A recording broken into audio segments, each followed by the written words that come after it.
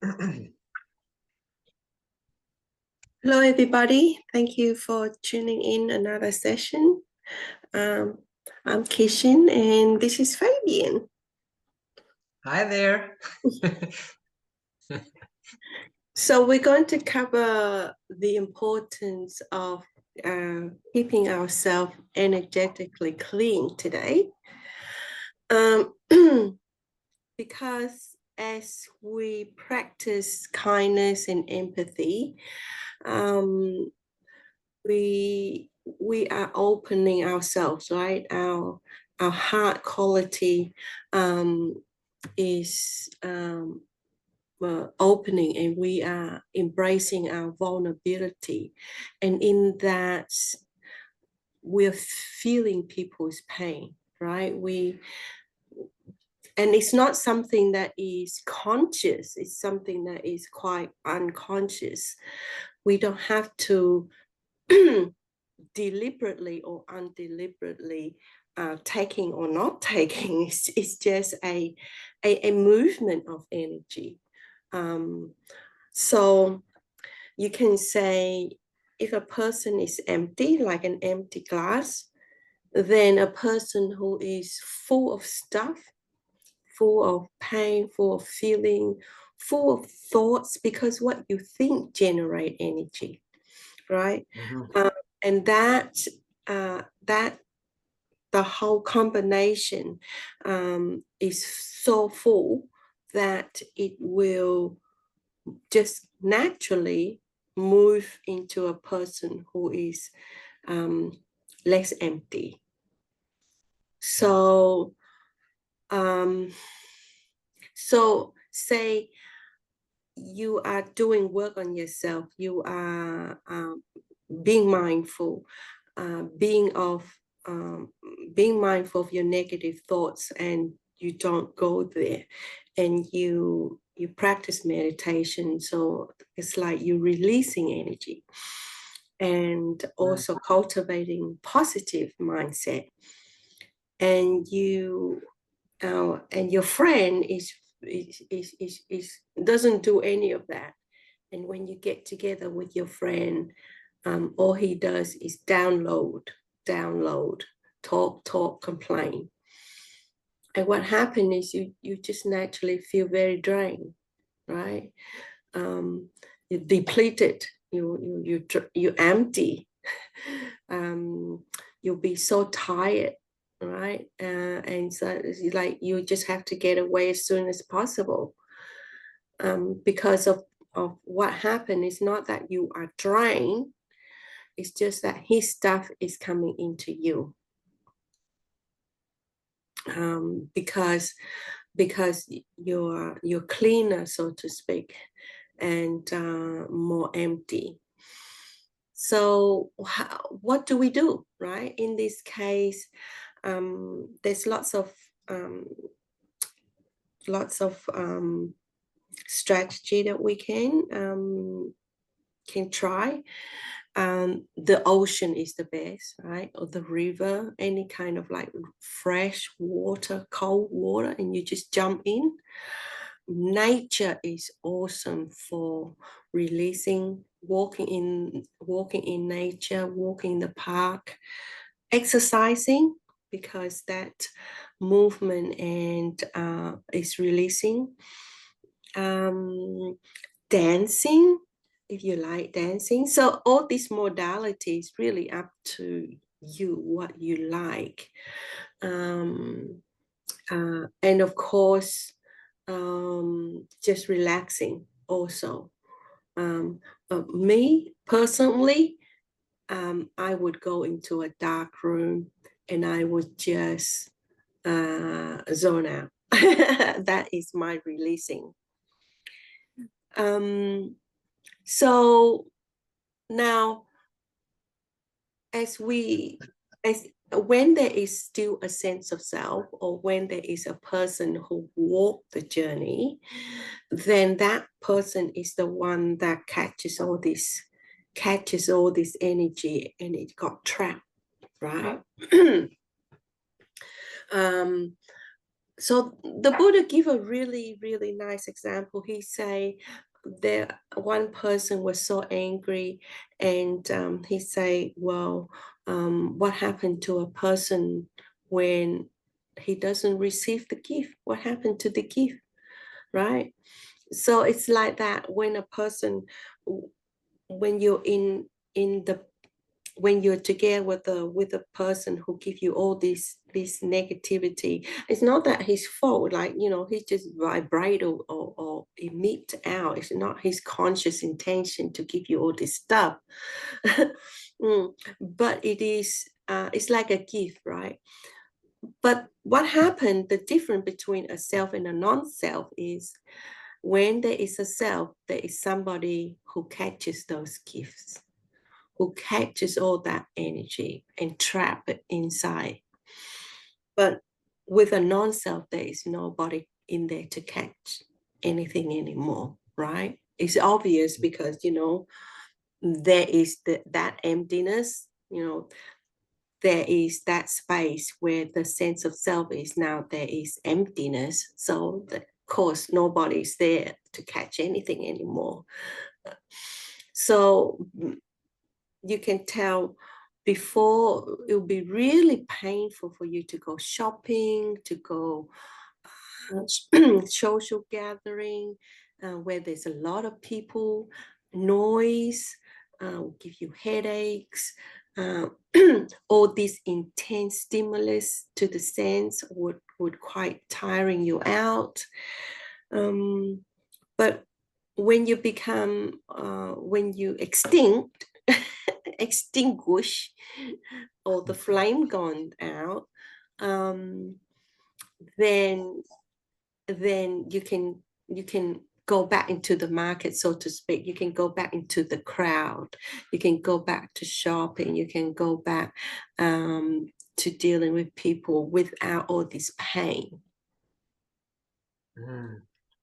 Yeah, I was about to say that as since I say um, give more value in emptying myself and then proceeding on the path, to say my life completely has changed. Like not only from the way I feel or think about things, but really we talked about it in the last talk about the perception change. So and to link that with the today's topic of energy and cleansing, I realized that like my say way I'm dealing with life, or what I like and dislike, totally changed. So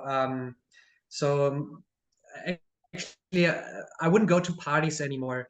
I even cut like friendships, which I understood after becoming more clear that this is not really a friendship anymore. So and the person is not walking the path I'm walking. So it became really, as you say, it became quite painful and very dense energy, and also the interests you're having. It's not like, for me, it's not soccer anymore, right? Or it's not, I don't know, playing video games, or I don't know, right? So that has been before, or drinking alcohol.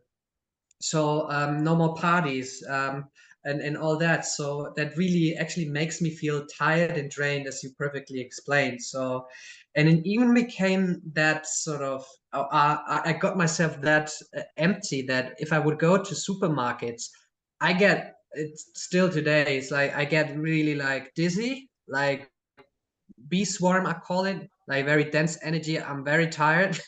So it's like having had a like very tough working day of, I don't know, physical work, and you're totally exhausted, even though you only spent like 15 to 20 minutes in the supermarket. And it can even go to that extended, going to internet pages or social pooling, I call it, right? So then you get this energy, and then you feel very, oh, I don't know. So it's very interesting how your life changes, right? Very interesting about the internet is that while when you become a rupa, become big, that's when there's only tiny bit sense of self, right? So there is this huge um, uh, you're very quite empty. You're almost empty, but there's this still this tiny bit. So what happened in that stage is unbelievable pain. For example, you go into the internet or you open an email and you would get connected into the cyber space, and all this pain of humanity will just flooding in, and you get all the pain in 5 minutes. You fill up. It's like your glasses fill up in 5 minutes the moment you open your email, right? So that's how, yeah, you can say toxic um, the internet is, but it's only because of this sense of self, right? Mm-hmm. So when a person who become a non-self, you they again, is problematic language. Um, you can go back to go into the internet, and it doesn't affect you anymore. Mm-hmm. That's because there is nobody in there to grab things. It's not that the bin is got a lid, a bottomless lid. It's not like that. It's more like there isn't anybody inside to grab anything, because phenomenon is that space is empty of phenomenon. Phenomenon can't come into that emptiness, because that emptiness is the absence of reality. So it's not only absence of identity in the sense of self, but absence of phenomenon also. So nothing can get in. Yeah, I mean that's the very last sort of the end, the goal of the Yeah. journey. But um but it's also like what we can generally say maybe is that like actually cleaning yourself, cleansing, staying open, and it's and yeah, just and seeing that energy is actually yeah, you're making your glass empty, then it can also be like it can be positive and negative at the same time, because everything sort of intensifies, right? So the bad things, like they're super big for now. Like before they were maybe that small, and now they're huge and they flood over you, or like pour you, like I don't know, swamp you out. And then but it can also be in a positive, right, like having, say, positive, or someone funny making joke, or a very light-hearted person, very light-hearted energy. It can also be like yeah, times 10, right? It can also in that sense it can be good, right? It can be good and bad to or what would you say? Well, I wouldn't say anything. It wouldn't be so definitive. So we have to be careful of how we label things and not to be too extreme. Remember, this is the middle part. So I wouldn't label things good or bad, or things like that. Um, with what we got to understand is, when we train ourselves, mindfulness in itself, right, is like cleaning our mind. You think about it, right? So every time our mind is pulling us into the past, into the future, anxiety, reliving, rehatching something, and it gives us this kind of like negativity or dense mindset, and we interrupt that and we bring it to the present moment. We interrupt that mindset. We stop producing that kind of energy.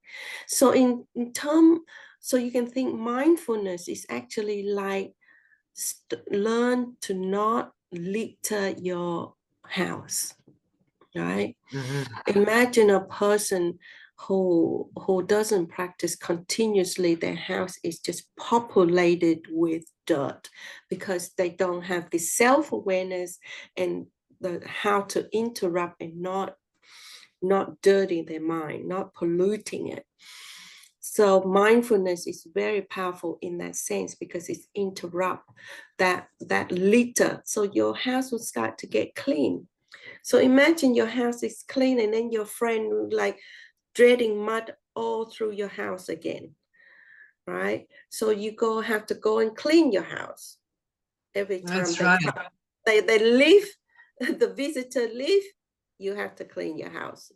Yeah, and the visitor actually enjoyed walking through your clean and nice Yeah, house, and he yeah. feels better and cleaner after. He's like, "Oh, that was a good talk. That was nice talking to you." And you're like, "I'm not seeing it this way." Yeah, that is very much so. Yeah, we've all been through that. So that's very interesting. So that's actually why you get more sensitive to how you want to spend your time and your time being, right? So you choose your friends wisely because you don't want to end up with like taking 1 hour, 2 hours of coming back to I don't know a but clear space of mind. but that is our compassion, right? So Yeah. we can choose to see that as something that is negative and we have to tolerate and resist, and but you can take it another way and see that as our compassion, our service. This is how we lift this person up for that time being. This is how we make this person feel good. That's our service, because Yeah.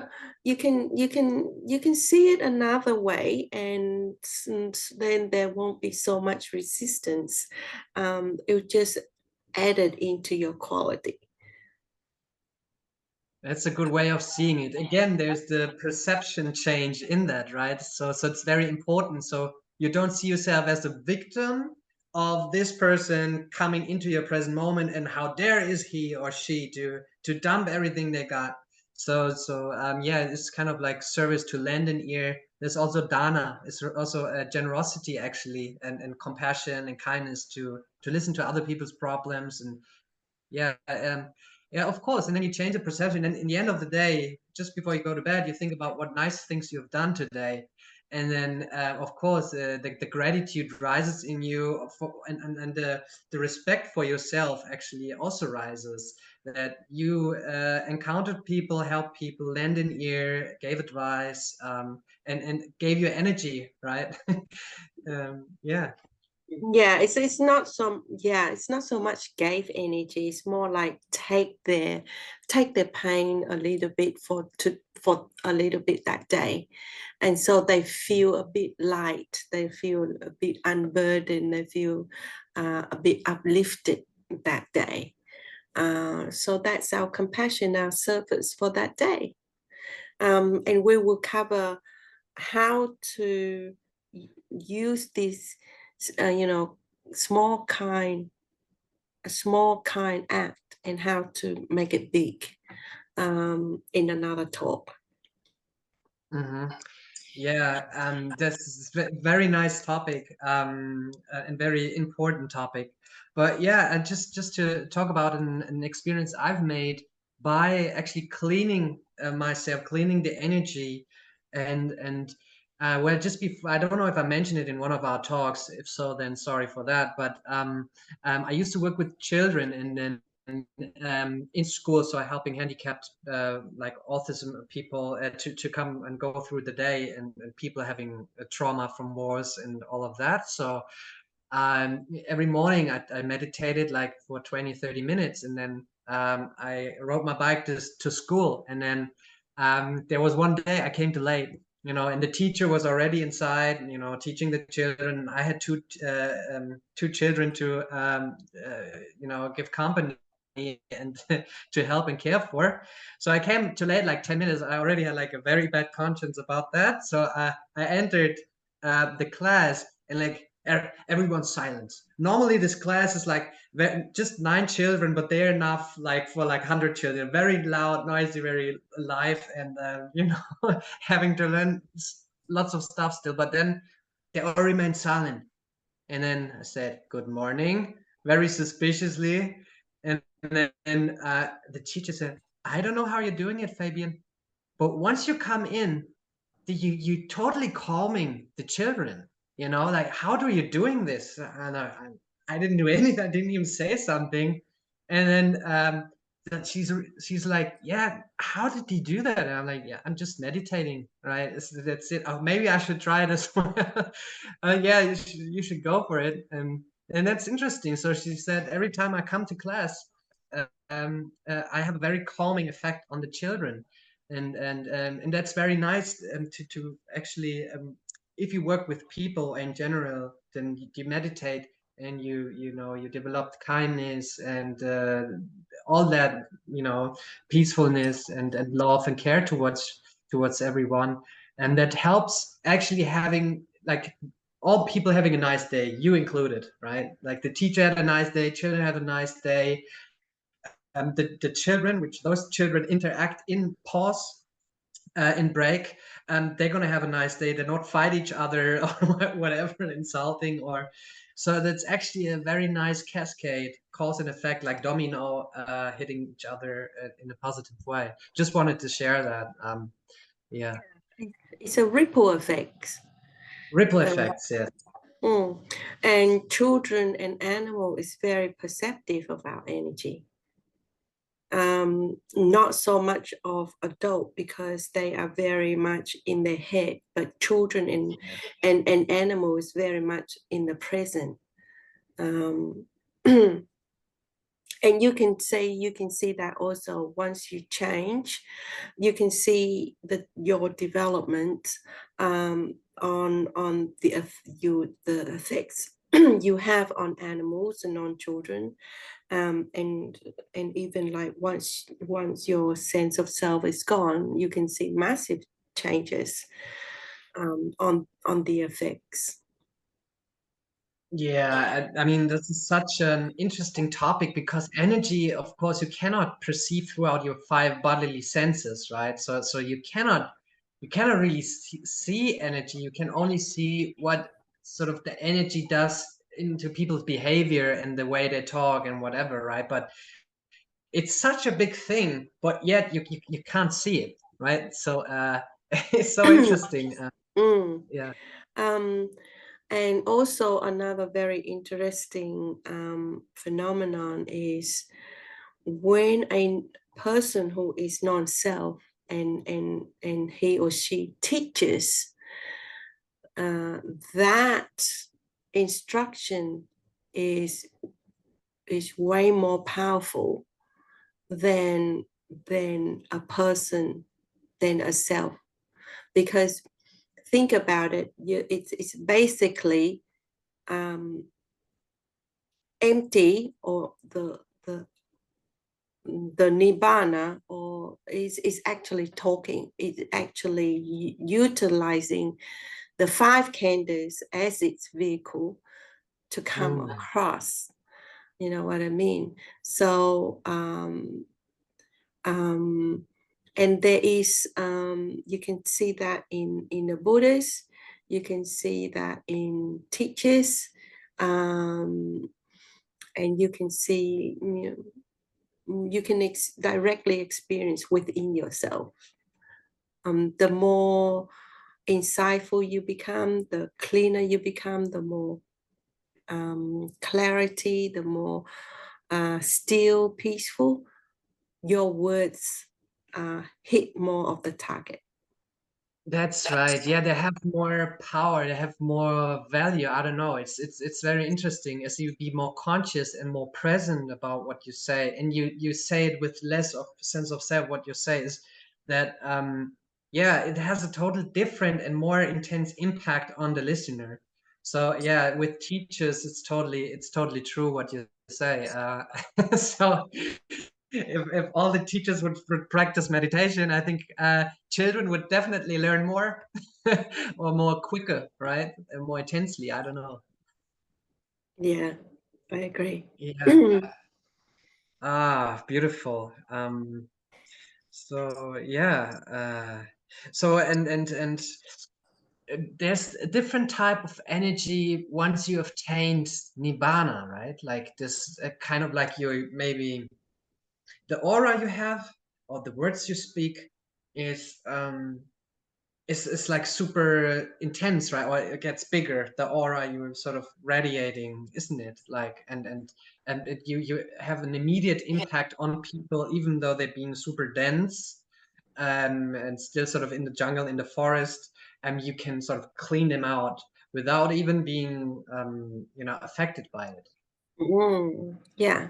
So it requires, again, it's a two-way street. It's not just one way. Say if a non-self touches a person, that's a direct contact, then something phenomenal happen if that person is ready, right? Mhm. Yeah, so lots of opening with direct contacts, lots and lots of opening, lots of opportunity for this person to go very fast, to progress, and also being in the presence of this kind of person who, empty, um, is it activate. Imagine you, right? You being a ripple in for the kids, cascading. Imagine this person is a lot. I don't think it's even a ripple. It's more like a vortex, right? So everywhere he go, he's like this person is like a vortex, and it's just draw the energy out from you. Mhm. um, and when the energy move within you, there is, if you are required within your efforts to be open and to work with it and to serve that opportunity and dive in, and so your progress would be quite fast. Yeah, that's very nice. That's right. That's right. So yeah. So if we have the chance, just go to a non-self person and try to touch him or her. Mm, it will be very rare to find one. Yeah. um, find one and be accessible to that person, because that person won't be accessible. Um, and also to be within your local area. Yeah, the chances of that is quite rare, I would say. Yes, that's right. Yeah, well, that's the noble friends you need in order to speed up your your spiritual development, right? So yeah, it can only help.